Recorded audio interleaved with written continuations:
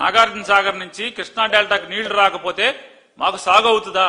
కృష్ణా డెల్టాలో వరద ఉంటే పట్టిసీమ మోటార్ ఆడించాల్సిన పని లేదు కదా, వరద నీళ్లే మాకు సాగు అయిపోద్ది కదా. ఎవరిని ఏం చేద్దామని అంటున్నా. మనకి హక్కుగా ఉన్నటువంటి కృష్ణా డెల్టాలో ఉన్నటువంటి హక్కుని నువ్వెవరివి?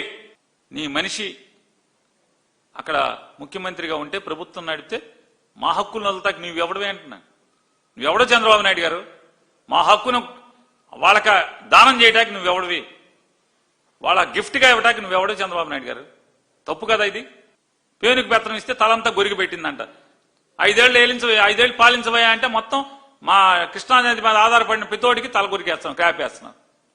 అక్కడ సాగునీటి కోసం ఎన్జీటీ స్టే ఉంటే తాగునీటికి 1 టీఎంసీ తీసుకోవాలి అని చెప్పి వర్క్ మొత్తం కంప్లీట్ అయిన దానికి లిఫ్ట్లు పెడితే చాలు, ఒక మోటార్ బిగించి కింద గొట్టం ఏలాడదీస్తే, తొండం ఏలాడదీస్తే రాయలసీమ వాళ్ళకి గుక్కి నీళ్లు అందుతాయి, పెన్నా వాళ్ళకి గుక్కి నీళ్లు అందుతాయి, నెల్లూరు వాళ్ళకి గుక్కి నీళ్లు అందుతాయి, కర్నూలు వాళ్ళకి నీళ్లు అందుతాయి, అనంతపురం వాళ్ళకి నీళ్లు అందుతాయి.